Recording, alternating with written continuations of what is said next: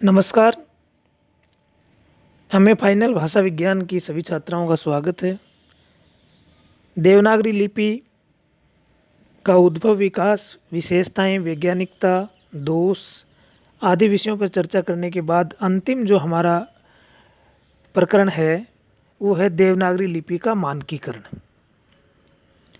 जब तक किसी भी भाषा के रूप का, लिपि के रूप का मानकीकरण नहीं होता है, उसका एक मानकीकृत रूप नहीं होता है, मानक रूप नहीं होता है, तब तक उसके उस भाषा में, उस लिपि में अनेक रूपता बनी रहती है और भ्रम की स्थिति रहती है।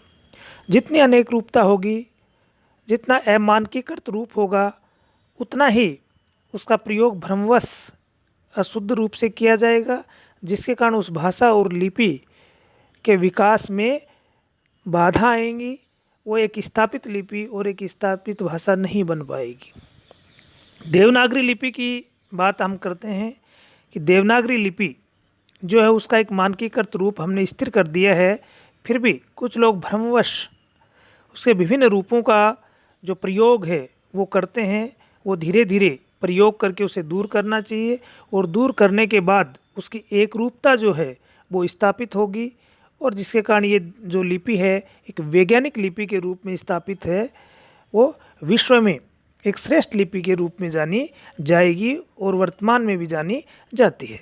मानकीकृत या मानकीकरण का अर्थ क्या होता है, तात्पर्य क्या होता है, देखते हैं कि लिपि के जो विविध स्तरों पर पाई जाने वाली विषम रूपता को दूर कर उसमें एक रूपता लाना ही मानकीकरण है।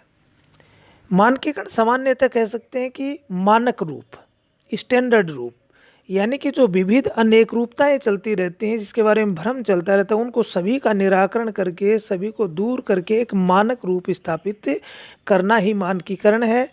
तो लिपि के स्तर पर अगर देखें तो लिपि के जो विविध स्तरों में पाई जाने वाली जो विषम रूपता है उसको दूर करना, और दूर करके उसमें एक रूपता लाना ही मानकीकरण है, जिसका कार्य देवनागरी लिपि में हो चुका है।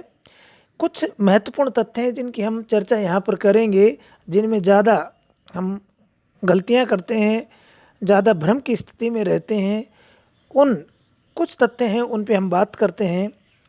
पहला जो तथ्य है वो कि एक ध्वनि को अंकित करने के लिए विविध लिपि चिन्हों में से एक को ही मान्यता दी जानी चाहिए। यानी कि लिपि के अनेक रूप प्रचलित रहते हैं, अनेक ध्वनि चिन्ह प्रचलित रहते हैं जो कि देवनागरी लिपि में भी है।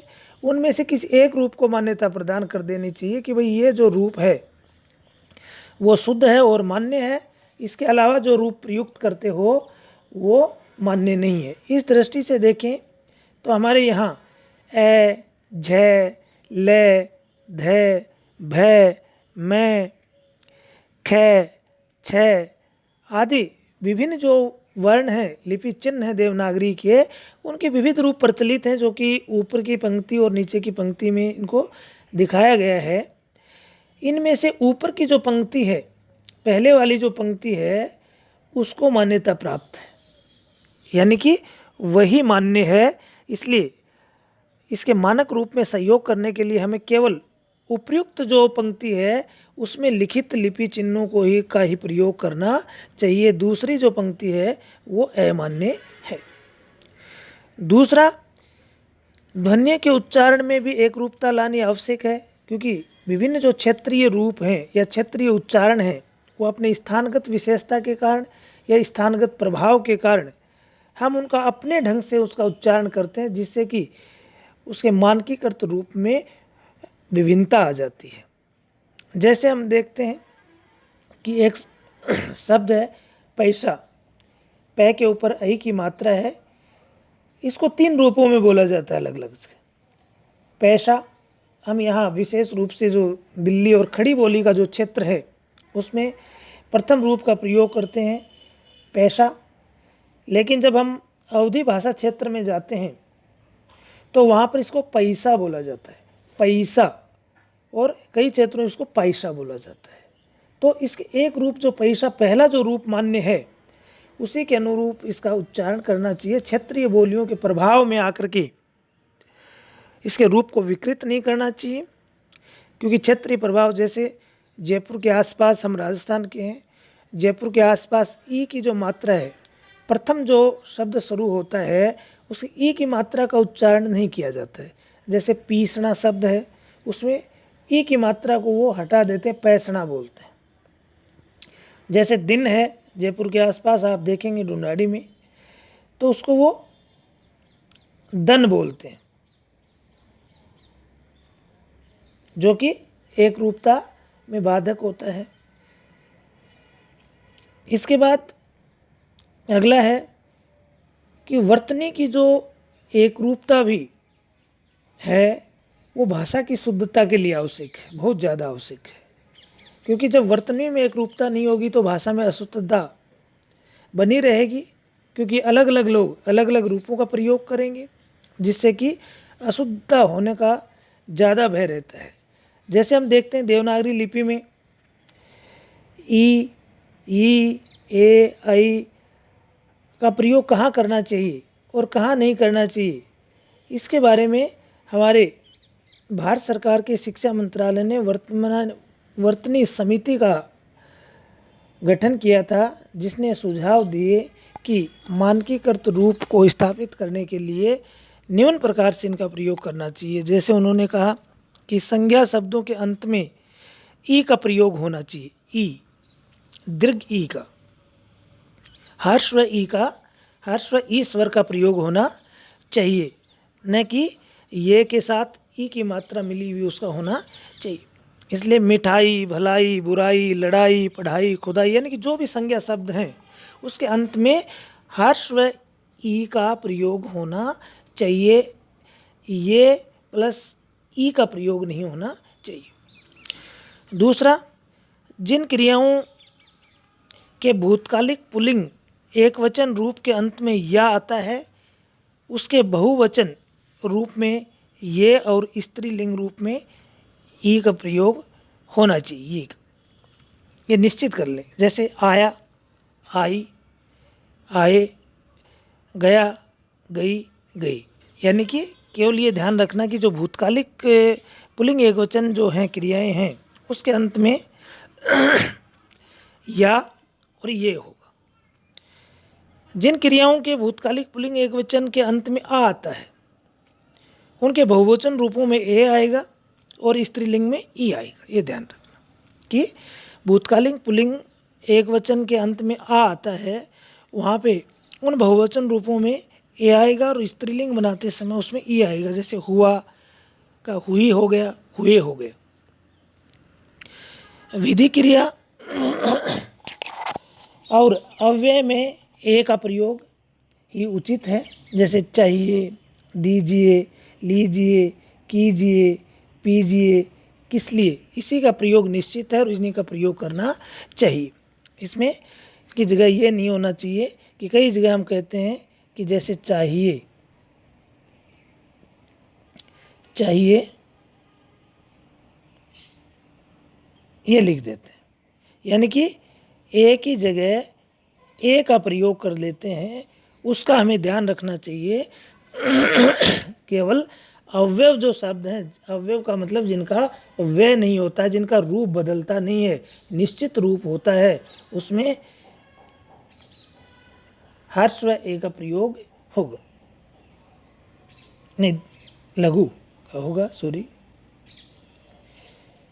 अगला देखते हैं, वर्गों के पंचमाक्षर के बाद यदि उसी वर्ग का कोई वर्ण हो तो वहाँ अनुस्वार का प्रयोग ही होना चाहिए। यानी कि पंचमाक्षर बाबू श्याम सुंदर दास की देन है, क्योंकि बाबू श्याम सुंदर दास ने सुझाव दिया था कि पंचम वर्ण के स्थान पर केवल अनुस्वार का ही प्रयोग किया जाए, और अनुस्वार में बिंदी के रूप में उसका हम प्रयोग करते हैं।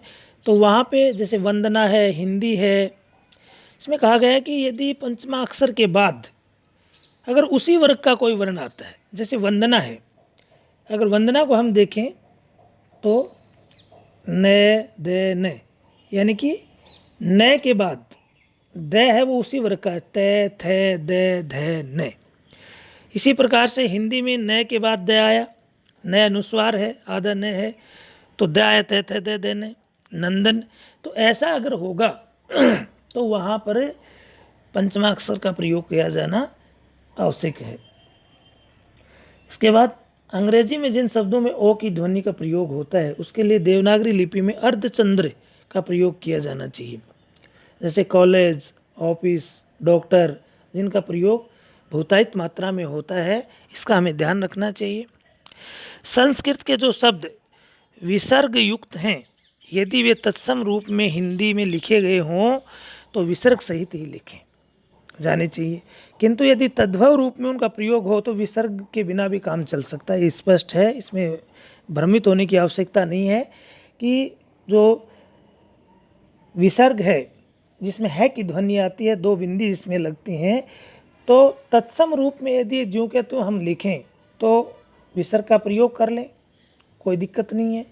और अगर तद्भव रूप में हम लिखते हैं तो विसर्ग का प्रयोग करने की कोई आवश्यकता नहीं है, न उसके अर्थ में और न उसके किसी शुद्धता और अशुद्धता में इसका प्रभाव पड़ेगा। ऐसे आगे कहते हैं जैसे भैया, गवैया, रुपैया आदि के जो दूसरे रूप हैं वो शुद्ध हैं, यानी कि पहला रूप अशुद्ध है, ये शुद्ध है।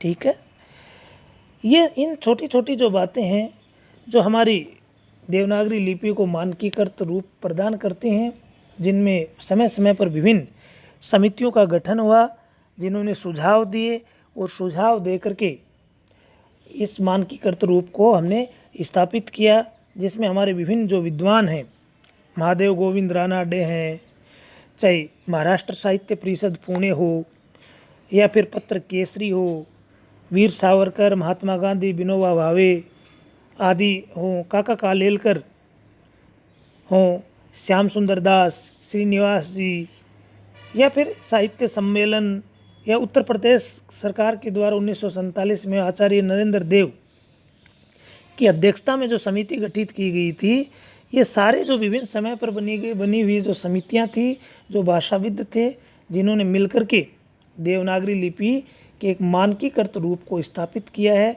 इसकी विषम रूपता को दूर करके एक रूपता को स्थापित किया है, जिसके कारण हमारी हिंदी भाषा की शुद्धता भी बनी रहे और एक रूपता भी बनी रहे। आज हमारा लिपि का ये जो प्रकरण है, जो इकाई है, वो संपूर्ण होती है। उसके बाद हम अगली इकाई पढ़ेंगे। धन्यवाद।